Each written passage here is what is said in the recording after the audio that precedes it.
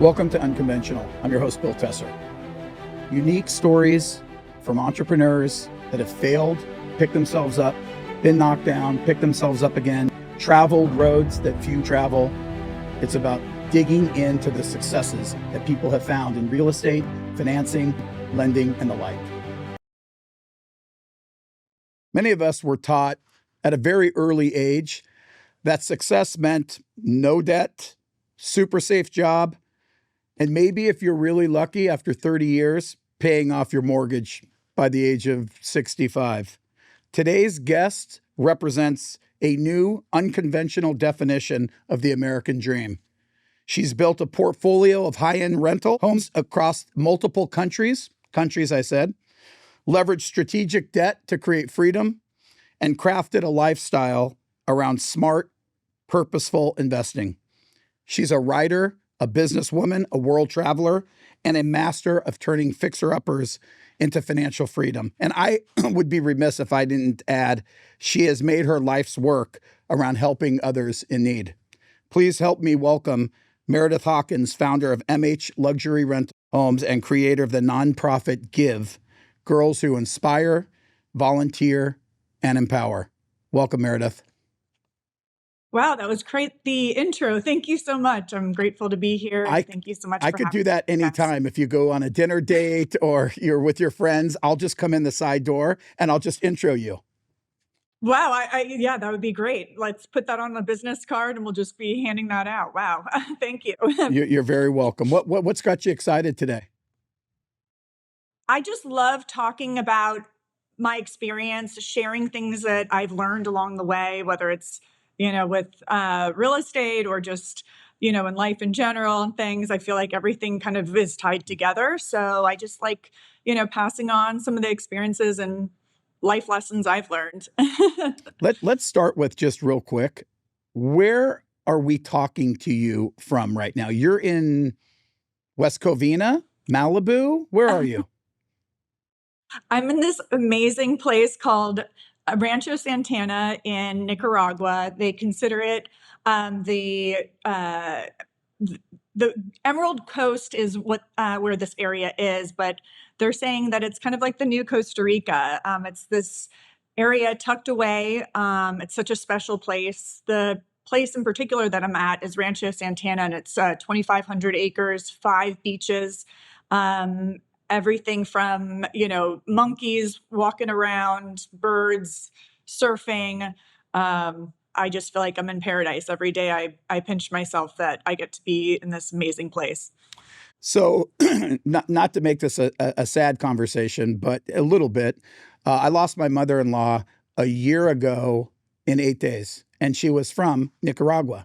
And the fun that we had a relationship. My wife and I have been together 33 years, and so our relationship was the same amount of time. And she was always so proud of her country, and no matter what the conversation was, and no matter what the products, the beaches, the people, Nicaragua was always number one. She would always say, "Bill, Nicaragua is number one." And I never forgot that. So I find it like it's a neat thing how the world goes round. And here you and I are, and you're in the number one country, according to Claudia Chavez, in the world. Managua. Are you in Managua, Nicaragua, or a different? Is Managua In Tola. the capital? Okay, in Tola. Okay. In Tola. Mm-hmm. And it's, what makes it special is the people, they're so amazing. The food is incredible. It's just this untouched beauty.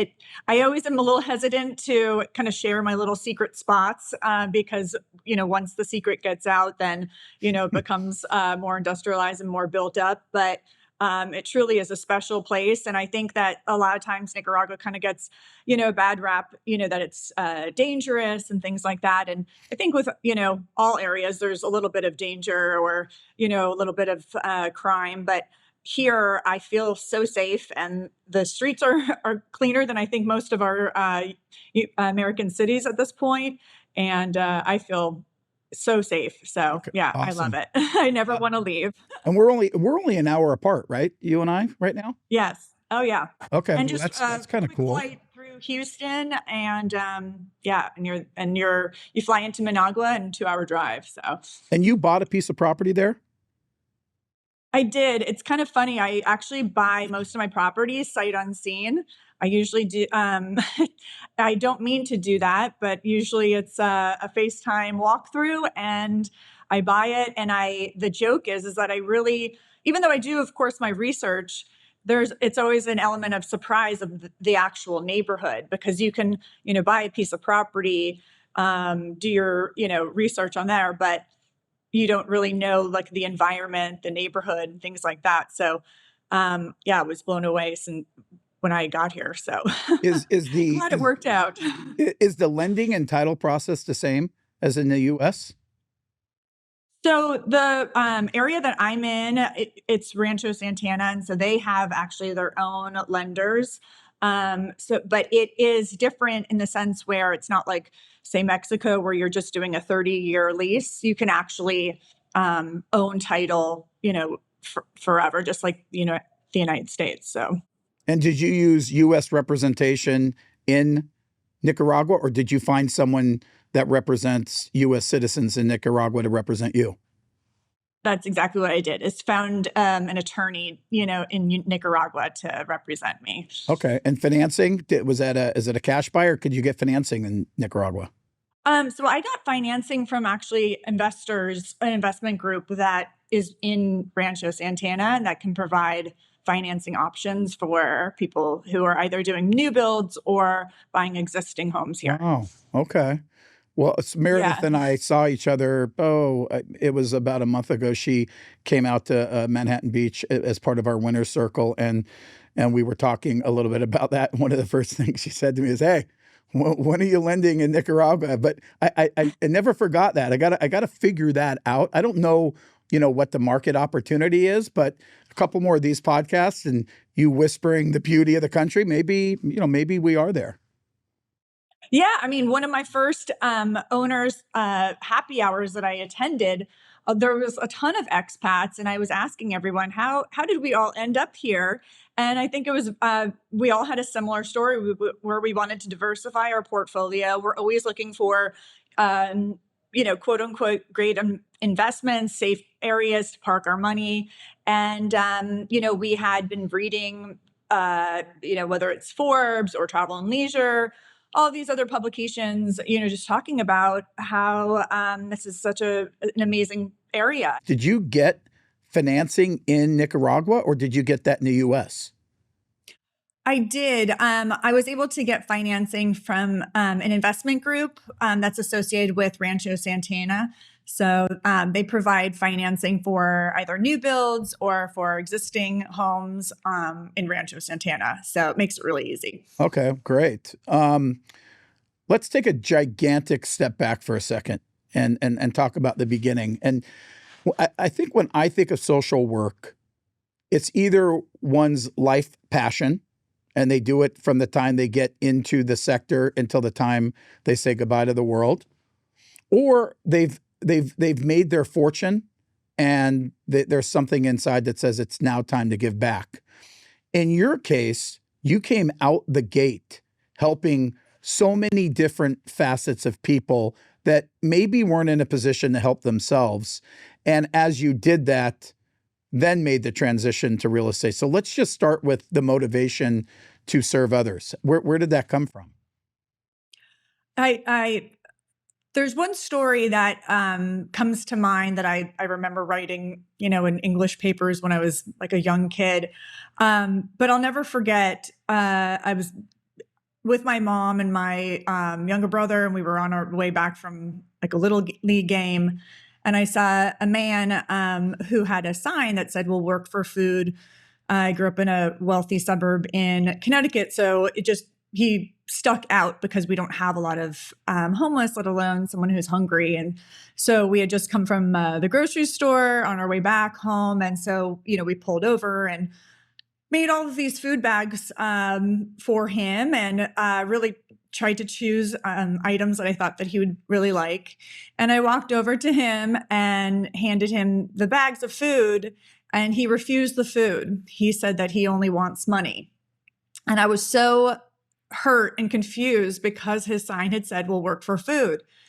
And it was this turning point in my life where I believe that it was this fork in the road where you could, use this experience as to not give back anymore, to, say that there are people who are going to, take advantage of your help and things like that. Or I could make that choice to continue to help others in spite and despite this experience. And so that's actually why and how I really got involved in helping others, was because there was this one man who had really just wanted money, and it was just such a life-turning experience for me. And so I always had a soft place in my heart for the hungry, and also abused kids, ones that don't have a voice. And I remember one of the first times we were doing street outreach with the homeless in Phoenix. We had our little shirts and our hats, and we were, had piled up in the van, and we were thinking that we're going to go out and we're going to give all these lessons to those that we're serving. But I wasn't expecting the lessons that they were going to teach us, not just that day, but for years later.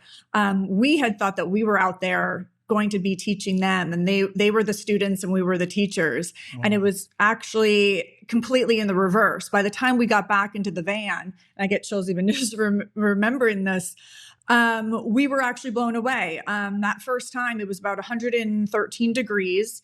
There was a man who was just crouching over a bucket, and he, was trying to bathe himself. And we were handing out little hygiene kits and things, and he was missing a lot of teeth, but we didn't know that. And so he politely refused. And it was just one of those moments where we thought that we knew that what their needs were.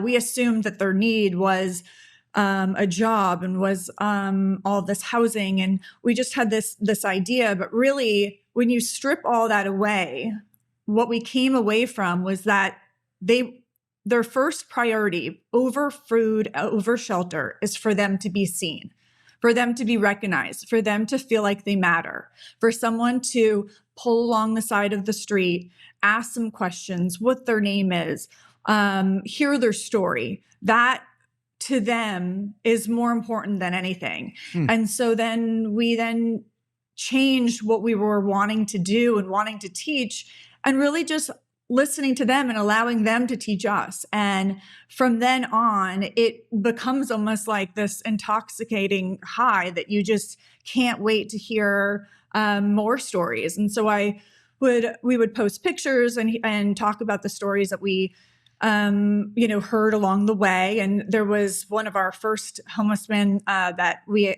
lost, but he was known as Lou with the blue eyes, and he always refused the food. But because he wanted the food to go to someone that needed it more than him, even though he clearly was hungry.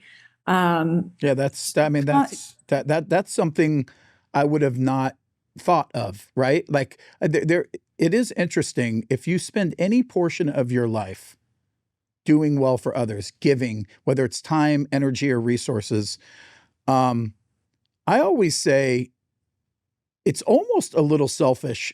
And that sounds crazy. It's selfish because it makes you feel so good that you'd like to do it more. And I do think for those that haven't figured out the angle on how to help others, like leaning in and just doing it, they're really missing out on self-gratification. Because when you can help another human being, in your case, whether it's shelter or food or a conversation, like you're in a really super small way changing the world.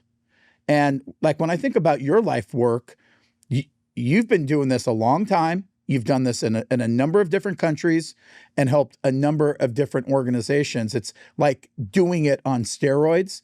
Is there any one particular moment, other than the ones you've shared, that reaffirmed what you were doing was not just the right thing for the person, but really the right thing, like, for your soul?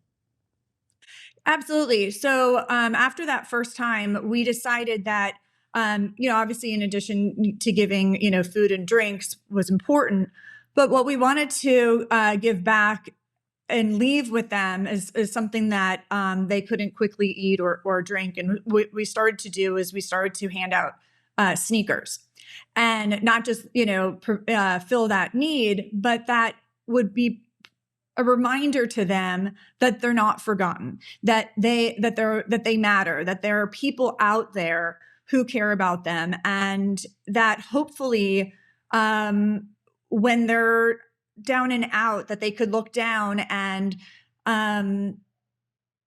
be reminded that they are not invisible. I think that that's, a need, no matter if you have a home or not, or what your situation is. I think that we all have that need to feel recognized, to feel important, to feel that we matter to someone.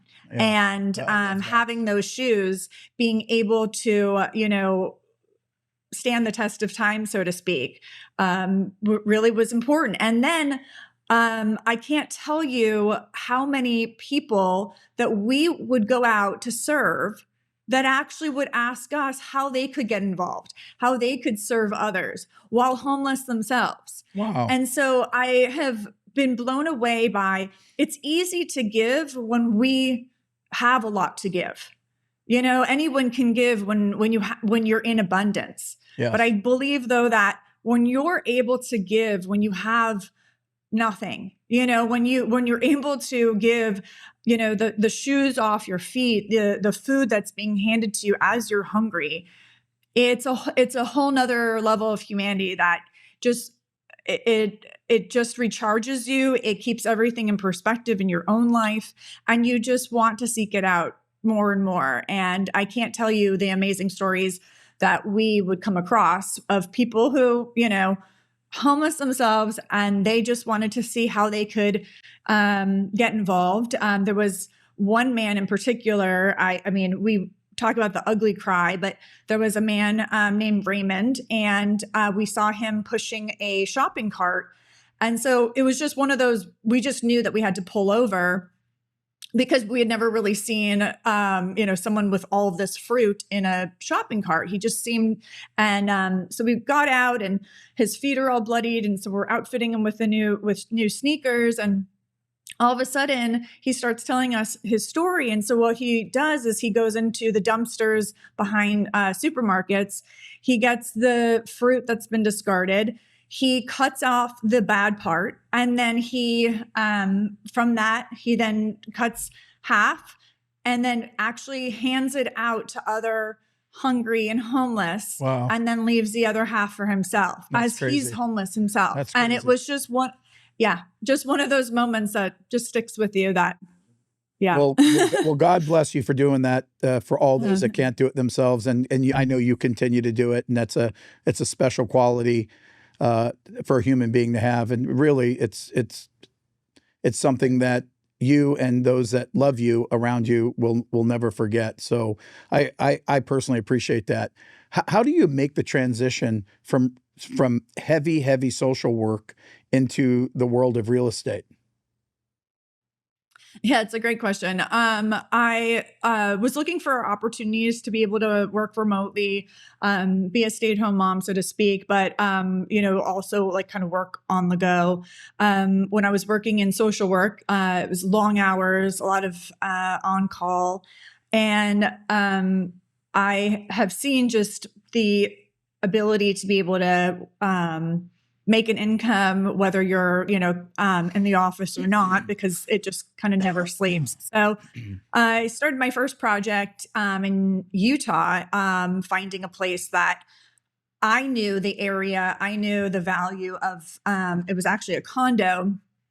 Terrible pictures, terrible listing, but I knew that it was right on the lake, and I knew the value of this property. So I came in and remodeled it, and it really brought this place back to life. And it became kind of my therapy, I guess, because it was kind of like my outlet of, just transforming, finding someone with, or something with like the good bones, maybe that had been through some bad remodels, or they had been just not really maintained very well, and just kind of bringing it up to its like, natural beauty. And from there, I saw how, it was really profitable because people then wanted to, rent it out, and then selling it later on. And so it kind of became this, smooth transition in. So yeah. If you don't mind me asking, what did you make on that property? That one I made 200,000. Wow, your first deal? Yeah. Yes, first deal. That kind of freak you out a little bit? Like, holy moly, I can do this. Yeah, it really it reaffirmed that I knew that area, and that just a little bit. And it's interesting because it doesn't take that much. It's really just paint, lighting, new furnishings. It's not that hard, but for some reason, I don't know why people, when they're getting into real estate, they get turned off by paint colors. I think it's one of the easiest fixes, and one of the easiest ways to pick up a property that isn't full price, that you could really get, a huge turnaround. So, yeah, I that's a really good point.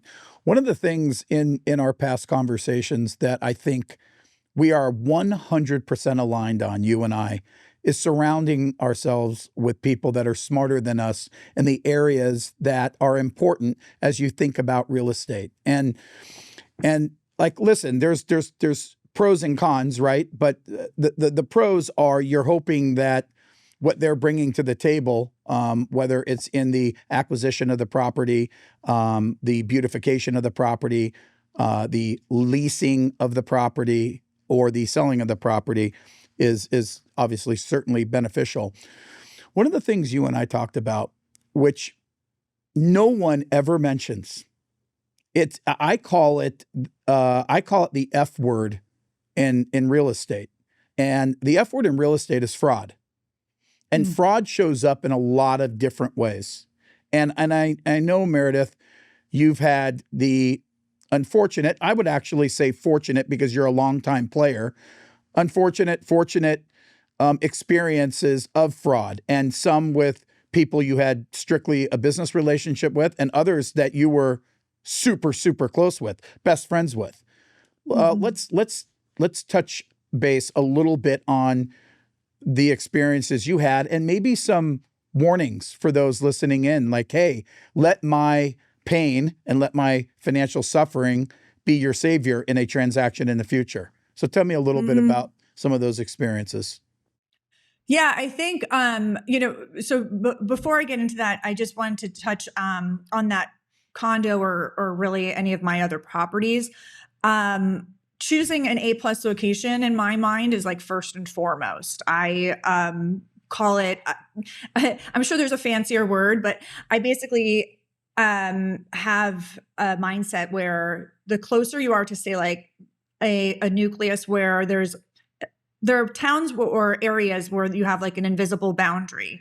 But if you can get a property in an A+ location in either waterfront or oceanfront, meaning that will never change, that basically the closer that you are, it's always going to go up in value. So that is the first and foremost before I even like look into like a remodel or any work that's being done. And then once I secure the home, then, I'm looking for obviously contractors and things like that. And unfortunately, I think just being a woman, a lot of times it looks like I am not knowing what I'm doing, or maybe they can kind of get away with overcharging and things like that.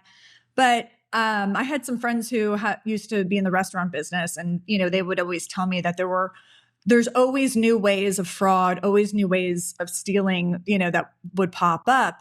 And just having the discussion and being able to discuss, all of these maybe old ways and new ways that are, in the market.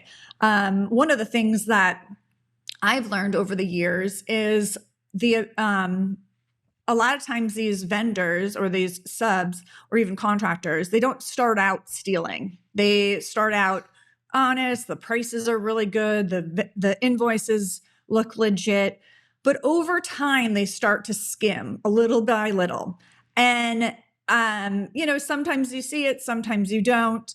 But then I've always noticed they start to change their lifestyle. Maybe they buy a new truck. Maybe they have, more expenses. And then now, they have to fund their, new lifestyle, so to speak.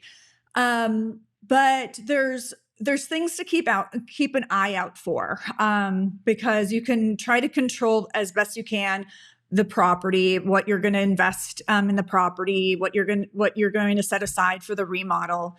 But if you can't control or at least have an eye out for the types of fraud out there, that could really destroy your entire numbers game.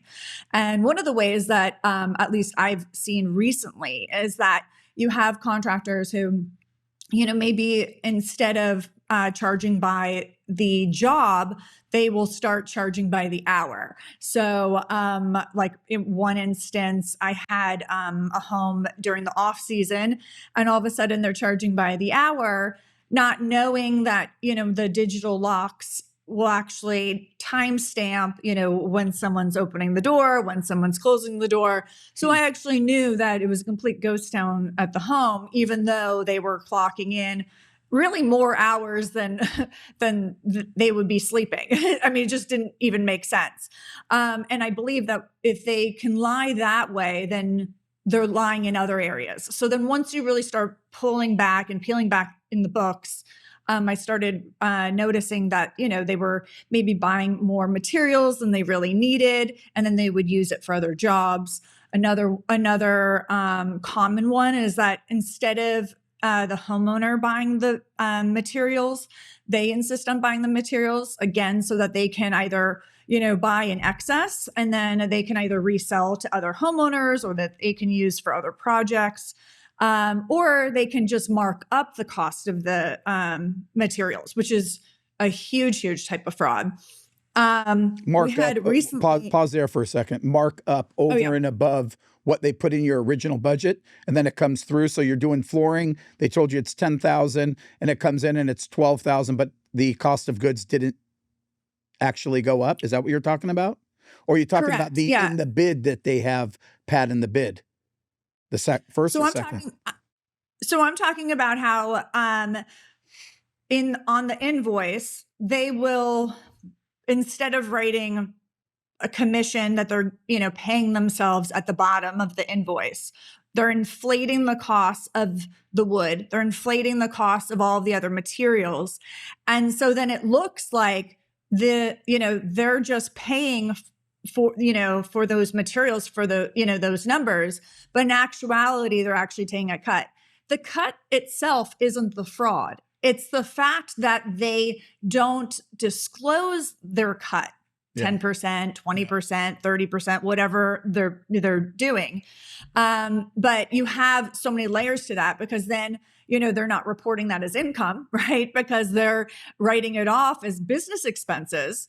But in actuality, you're, paying for their goods and, their commission, which again is fine as long as you disclose it. But then, because they don't disclose it, they can just really continue to just add whatever markup they want. And the larger the project, the more fraud as possible. So I could see that. I have a trust but verify approach. Is I've done a whole bunch of flips. I'm involved in a few of them right now. 2 or 3 of them with my boys. And I think one of the things that we have done in the past is that we lay out the game plan with the GC right up front. In that game plan, I think it becomes crystal clear that we understand what we're talking about. And I think the sell on our part is not just the opportunity for that GC to do well on this job, but future jobs if the working conditions are such that we both feel good about it. And so laying that out, and then also articulating that we will cross-check all the subparts of a large bid with 2 or 3 other bids for our own edification, for our own education. And I think when you do that up front and you let them know that, I want the GC to make money. I want them to be excited. We might even put speed bonuses in there, right? Like if you finish your job between here and here, we're gonna upcharge so that they are aligned with us and they don't feel like they have to find the angle.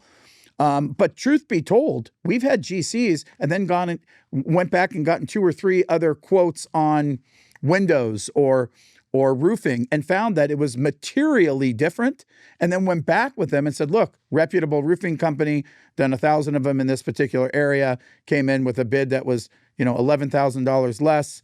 Can you meet this? If not, this part is going to be subbed out to that. I think probably doesn't apply, Meredith, to someone getting into the game because they don't have that vernacular perspective, point of reference, which is why I think it's super important for those listening in to take notes on what you're saying, because it could even be unintentional, right? Somebody could have an inflated view of their worth. Right. That might not be market. Right. It is really interesting though to me because to your point, like in this particular instance, well, like let's say the contractor, he had 5 homes of mine that he was maintaining. So, it pays to just be honest because we would have had a relationship, for a lifetime. But unfortunately, as I said, I feel like they start to just skim a little by little, and then their lifestyle changes, and then they have to then, be able to support that. And so, and then I even had told him, before I discovered it, I said, listen, I do find out everything. It's kind of my like OCD type A thing. And once you see it, then when you go back, it's hard to not see, after that. I mean, that is kind of the beauty with, bank fraud or any type of fraud. It's very easy to see once you know what you're looking for, but it's unfortunate that I think sometimes people can't see the long-term play, which is that, hey, and I paid really well too. I mean, I would always give bonuses. I would always, maybe pay up front or things like that. But unfortunately, he lost, 5 homes because they just got greedy towards those last 2 years. And once you see that type of dishonesty, now you can't go back. Now that relationship has been severed. But I think it was a huge learning experience for me because for some reason in my mind, I thought, okay, well, as long as they're honest in the beginning, then they're going to continue to be honest. For some reason, I thought, they wouldn't be brazen enough to, throw out that relationship and that break that trust just for, a little bit here and there. But I was wrong. And that's something that you have to continue to look for. And it was a bad business decision for them because, they, as I said, they lost 5 homes. Well, it's not the 5 they lost. It's the 50 more that you're going to do over your lifetime in this space. That as well. Do Absolutely. you now, if I'm your GC and I'm interviewing with you right now today on this new project, do you walk me through and do you tell me, look, I've done, umpteen of these. I'm going to do umpteen more. I've had some beautiful relationships and I've had some that haven't worked. The ones that haven't worked are because of this, and kind of set it right on the table. So I, the GC, know that, this is not a person, if in the back of my head, I wanted to play games, or just to level set expectations that you're a fair person. You're going to pay me fairly, but no shenanigans. You do that today? Yeah, I do. And I did that with that one too. I literally had a conversation with him. I was, talking about a fraud case that is actually going on right now from a vendor. And I, was just saying like, listen, we're going to be together forever, you and I, but until if and when, God forbid, I find out that you, are doing the same thing. And we kind of laughed about it. But yeah, when I saw that he was trying to, charge me about $5,000 for delivering Amazon packages, $7,000 for 2 loads of sand. That's a pretty good gig right there, huh? Sand deliverer, $7,000. I mean, I'm available on Saturdays. I'll do it for 4,500 if you need help. Well, and these are beachfront properties. That's the funny part, right? Like, I mean, literally, I could, just get like a dump truck at that point and I'll do it myself, right? So, but once you see it, as I said, like you can't unsee it. But I do, kind of give the same spiel. But for some reason, I think that maybe just being a woman, maybe just, I think that they also saw that I had a lot of properties. I try not to talk about how many properties I have because I know that that's kind of a problem, because I think they think, oh, well, she's got all these properties, so she just must have all this money to just, blow and steal from her, and she's just not going to care and not even notice. And I do notice everything. But I just, unfortunately, I think was under the mindset that if you start off honest, because his prices were fair, but it is the beauty of it that their worst enemy is actually their old invoices, because of course, like inflation, of course, like change in cost of lumber or whatnot. But I had two homes, same builder, same floor plan, same layout, that the year before, just 6 months before, it was 50% of the invoice. Wow. That he charged me for that second one. But unfortunately, I couldn't call him out until after we finished the job, because I just knew that if I called him out during the job, then, it was obviously going to not work out very well. So you kind of had to just bite your tongue and then let him finish and then say, the new Rolex gave it away. I'm going to share with you something and I'll put a bow on the fraud topic, because I have a couple other things I want to discuss with you. In our space, I spent 30 years on the conventional side. And of course, in lending, fraud has always been a part of it. Back in the early days, 3 decades ago, people would provide false tax returns and W-2s, and you could get the blank ones and fill them out yourself. And it was really before the ability to check through the IRS to validate that these are the tax returns that were. I think they call it a 4506 form that is signed, and now you can validate. And now there's so much technology. But when I went into the BPL space 8 years ago, and it didn't require tax returns or W-2s to qualify for a fix and flip, a bridge, or a DSCR loan, I said to myself, this really is the end of fraud. No one has to commit fraud to get one of these loans. And the truth is, Meredith, that people commit fraud every single day. They doctor bank statements. They doctor LLC agreements. They try from a valuation perspective to bring in outside appraisals, which, doesn't necessarily work. Straw buyers is still a thing. And so what I would tell you, and what I would tell those that are listening, is it definitely is not worth it. It is a federal offense. You can end up spending time in an orange jumpsuit. And I don't know about you, Meredith. I don't look real good in orange. No. And it is easy to get a loan in our space. And it is easy to treat other people that are hiring you as a vendor fairly. And to all of those, and again, I'm done talking about it after this. I just play it straight. I just wish that people saw the long-term play. It's instead of just, getting greedy and just, that immediate just like that immediate need that they wanted to just, steal immediately, instead of looking at, real estate investors or someone who's going to have homes for a very long time, how much money they're going to make in the long term. And unfortunately, people have a hard time seeing that. So, yeah. Okay. No more fraud. Debbie Downers, you and me. Sorry, everybody. Hey, what would you say, like in real estate, was the smartest move you made to actually help you scale, to do more than one piece of real estate at a time? Was there one thing? Was there a couple things? Like, how do you think about that? Well, I don't discuss ever when I'm looking at a property what other people think of the property. I know that sounds odd, but if I know the area, if I know the location, as I said, that, that A+ location, I don't get distracted by the chatter and what other people's opinions are.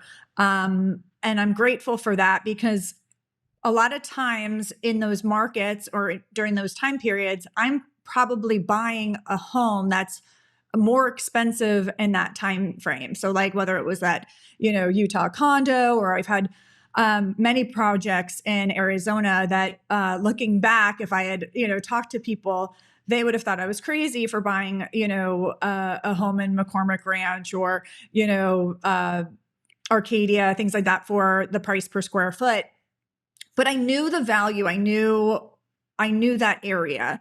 And so by not being distracted by other people's opinions and really following my own gut with the location, has helped me break records in every single sale that I've ever done. Wow. I wasn't intending on breaking records. I just knew the value of these locations. McCormick Ranch and Arcadia, they've really taught me, when I'm talking about, these A+ locations, these, invisible boundaries. There are streets that, just being in Arizona for, close to 20 years, you just knew, you had to be, north of this and east of this and west of that. Over the years, that like nucleus has continued to grow, where people now, there's Arcadia Light, or you have East Valley where it goes into, Queen Creek and things like that. And yes, you're going to get a better value. Yes, you're going to get, lower price per square foot. But in a downturn, those are the areas that are going to get affected first and hit the hardest. And those areas, those invisible boundaries, say like McCormick Ranch or, Arcadia proper, or oceanfront or lakefront, those are only going to get retain and or exceed in value, because there's only so many places that you can go and purchase in those areas. So that's probably the biggest thing. Yeah, I want to touch on that if you don't mind. I was partners with a gentleman a number of years ago when I came in and took over Civic, and his name was Jim Helfrich. And when I came out to Manhattan Beach, it amazed me the differentiation in price from those properties that were on the water to those properties that you could see the water to those properties that you could hear but not see, and then those properties that you can hear, see, or smell. And there's literally 3 miles from the water to the 405 freeway. And the differentiation in price is massive. And what he said to me at the time when I came here, he said, I view real estate throughout the U.S. and in your case, throughout the world, with everything being in the front row. Now, you talked about having that one point of interest, that one point of value in a particular area. And I couldn't agree more with you, Meredith, that like when I look at real estate, I look at how close you are to whatever that front row is. In this discussion with you and I, we're calling it the ocean, but it could be the mountain. It could be the amusement park. It could be the hiking trails. It could be a whole host of where the wineries University. are. University. Yeah. And so I couldn't agree with you more. And then I just want to hopscotch over. My youngest son just literally bought a property in what he described and you just described as Arcadia Light. Big difference in price, but he showed me, 100 yards difference between this amount of price and this amount of price, and how the beautification is happening on the street. So I'm very familiar with that, and I found it interesting that you actually referenced Arcadia Light because we've never ever mentioned Manhattan Beach Light. You're in Manhattan Beach or you're not, but Arcadia and Arcadia Light is like that's a thing.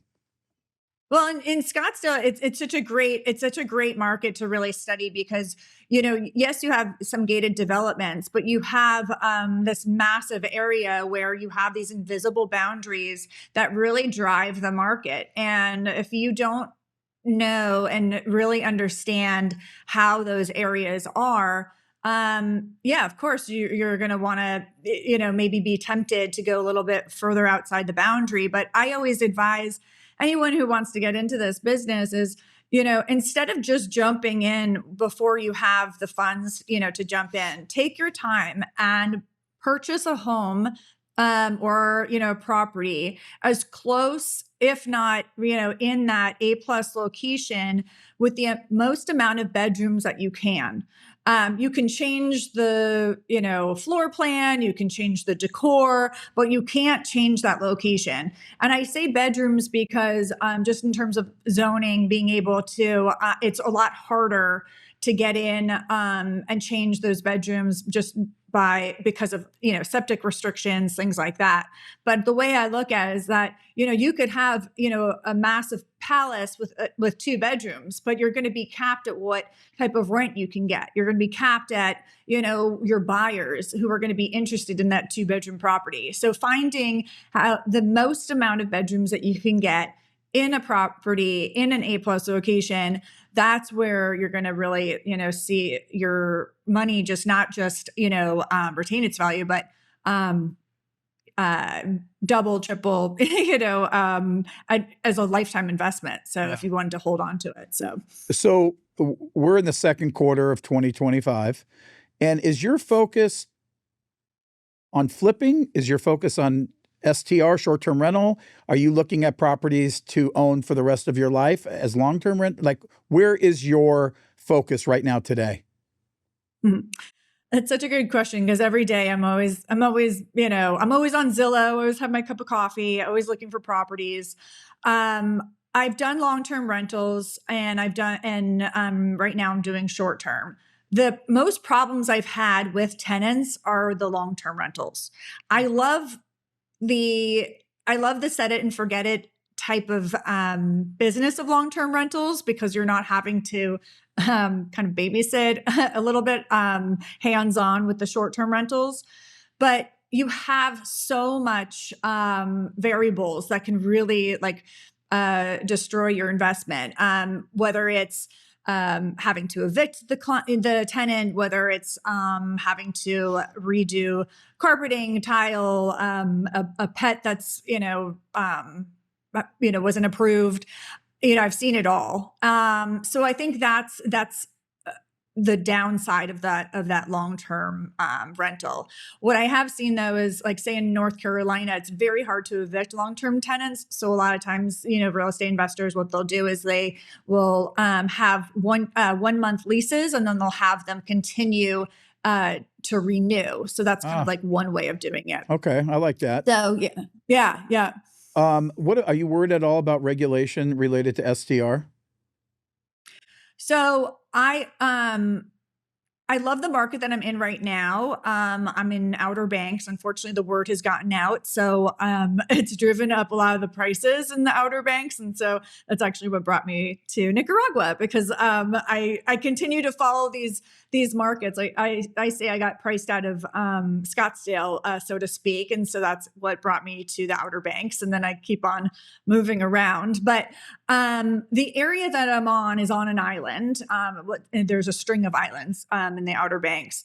And most of the income is driven from short-term rentals. Mm-hmm. And so that's never going to go anywhere. But there are markets that I would have loved to have gotten into. Isle of Palm in South Carolina, Tahoe, even Charleston, for instance. Those areas, unfortunately, and even Scottsdale, I think too, you can get a property, not have it be in an HOA, but you're at the mercy of whatever, the town or the city restricts for the HOA, for the short-term rentals. It could be, this year, it could be next year. And I'm not a big risk taker, even though it seems like this is kind of a risky business. And it's just a risk I just don't want to take. And so it's really restricted me from being able to get into markets that are really clamping down. And so I always say, okay, try to get the property with the most amount of bedrooms as you can afford in an A+ location. And with that, make sure that it's not in an HOA.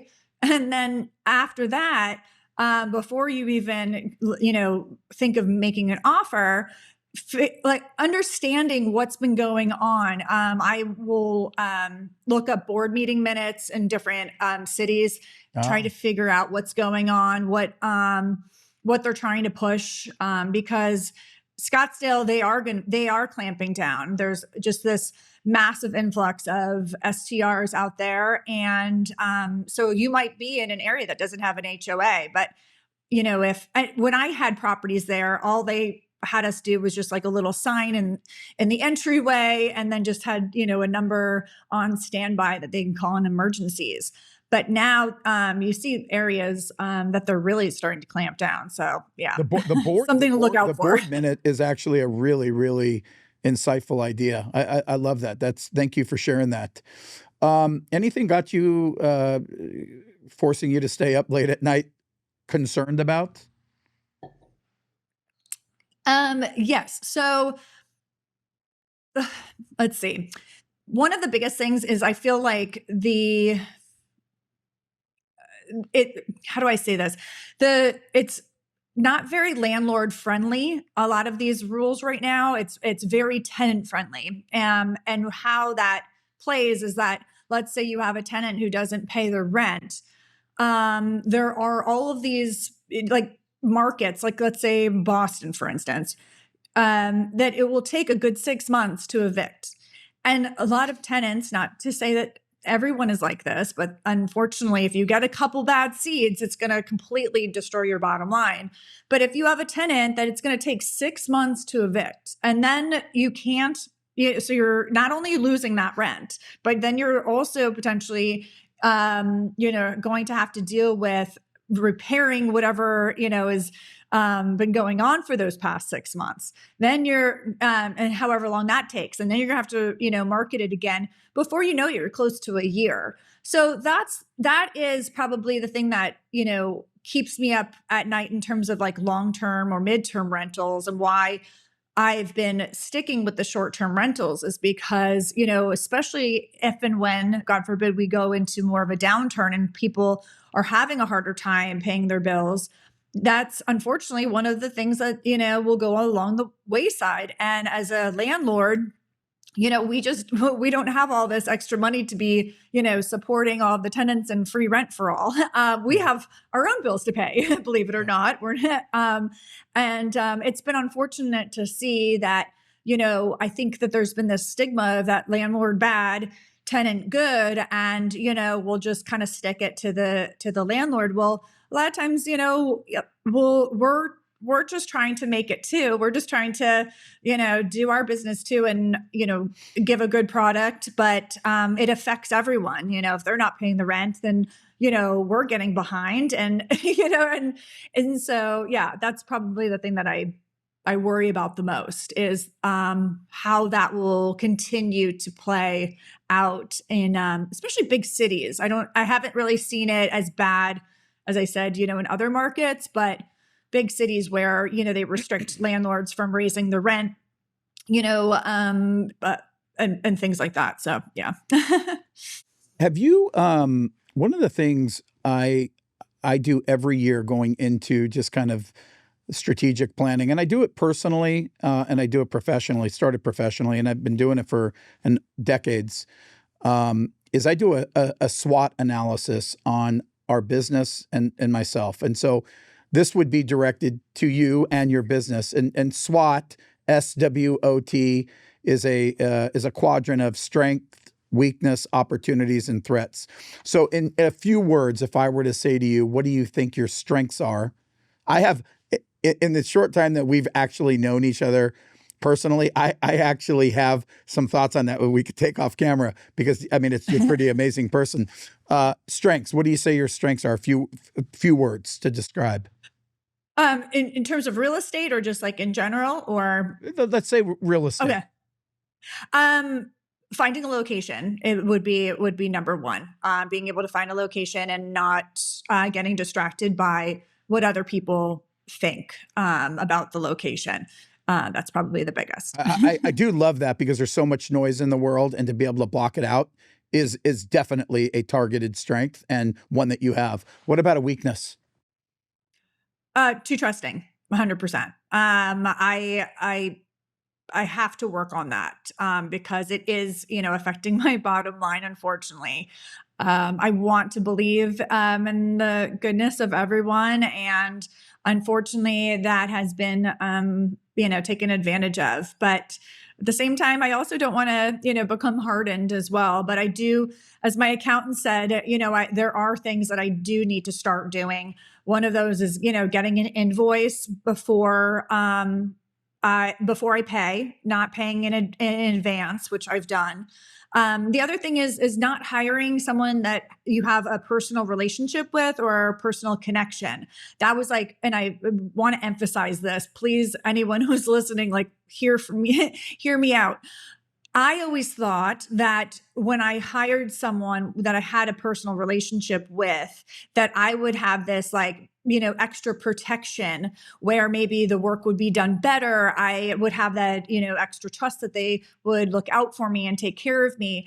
But in actuality, it actually is the opposite, that you have that blind trust. And so you're not looking at the numbers as closely. You're not, second guessing something because you just assume that, hey, you have that relationship, that person's not going to do that. But that's actually where I've, been burned the most. So, I think, hiring people that I don't have a relationship with, they're not a friend, they're not a friend of a friend, they're not a boyfriend of a friend or a husband of a friend or whatever, really. And so that you have that, clear mind and then also too, they're not taking it personally. The second thing is as my accountants were hammering in to me the other day was, be very wary when vendors are wanting to be paid upfront. I had a cleaner who would insist on being paid before the cleaning, and when I would ask about it or just get clarification, she would get really, really angry. I only had her last year, and I ended up finding out that she actually stole from me during that year. But my accountants educated me that anyone who is honest, they're not going to get angry and they're not going to ask for payment up front for the service. They're going to be okay, getting paid after they clean, after they do that sort of thing. So, that's, that's what about opportunities? So SWOT, strengths, weakness, opportunities. What do you see that in a few words? I'm always looking for opportunities. Being able to kind of stick to your formula, but then also being able to branch out.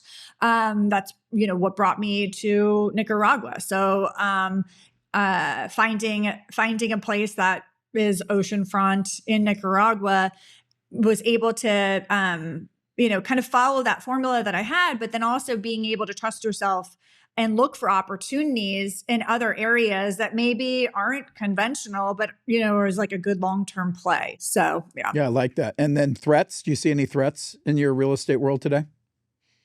We've talked a lot about the fraud. Obviously, that's a huge threat. So I would probably say, the fraud. And then, in short-term rentals, the tenants, they can only destroy so much, thank God, in 7 days. But I'm sure there's always something new that I'll find out this year that they can do or destroy. That, and then also, as I said, like the landlord and versus tenant rights. That's another threat that unfortunately is looming. So, yeah. As we wrap up, Meredith, what would you say the one greatest piece of advice you've ever gotten from, and I know you have a bunch of super qualified mentors. What's the one piece of advice that actually was game changer for you? To not be afraid of debt, because to be able to feel comfortable being in debt, to be able to use resources to be able to purchase income producing properties. I talk about how when I grew up, debt was bad, and you kind of worked your whole life to be able to pay off your mortgage, and then you had achieved the American dream. And my biggest advice that I've gotten over the years is that instead of that mindset, really kind of flipping it on its head and being comfortable leveraging assets, being okay being in debt, as long as you are using that money well to then purchase income producing properties that are good buys, meaning, great potential. You're not, you never want to be obviously the most expensive property on the street. You want to be the ugly duckling, I say. I always love the properties that have bad paint color, because I know that it's going to sit on the market for a long time. I know that they've probably dropped the price a million times, but I also know that, just with some, quick updates, it's going to really be amazing. And so just even the property that I just picked up here in Nicaragua, this most god awful, kind of ugly mustard yellow exterior paint color. But the home is beachfront. I mean, literally, 20 steps and you're in toes on the sand, negative edge pool, decks, the whole thing. And I had been eyeing it for close to a year until I got a call that, the sellers were entertaining a lowball offer, and then was able to come in and get it. So, Good yeah. for you. Good for you. I know who to call when I'm visiting my yes, for sure. homeland. Sure. Listen, Meredith, super proud of what you're doing, what you've done, how you've created balance in your life to giving and to building at the same time. If anyone wants to get a hold of you, how would they do that?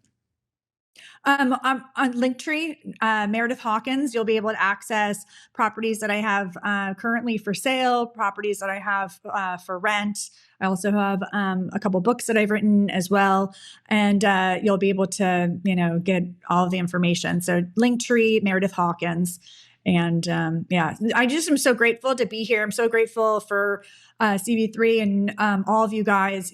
Being able to help investors like me identify properties that we believe in, and giving us that platform, giving us that opportunity to get into it is so invaluable. And I think that there's incredible products out there that, people just don't know, and they just need to be educated on. I get questions all the time. How do I get involved in real estate? How do I do what you're doing? And, I always say just, having great lenders, having amazing accountants, great business attorneys.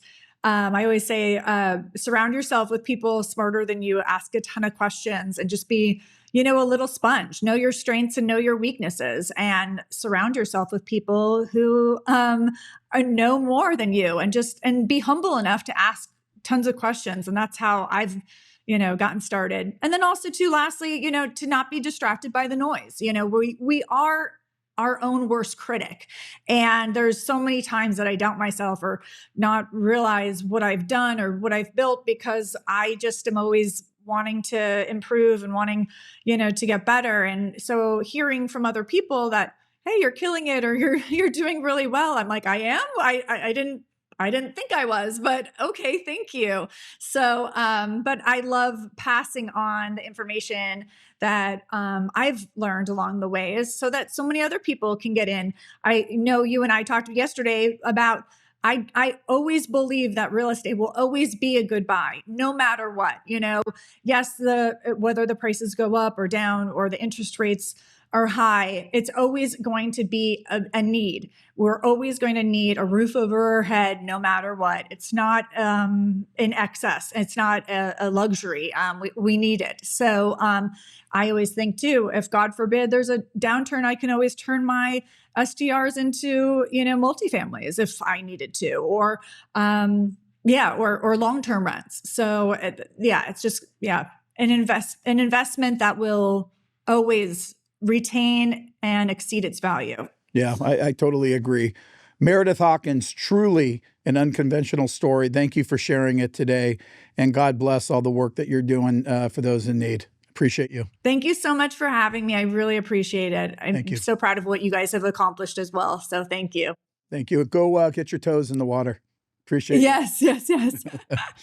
And thank you for tuning in to another episode of Unconventional and allowing myself and our guests to share real life events that happen in the real estate and finance world. Go out there and be unconventional.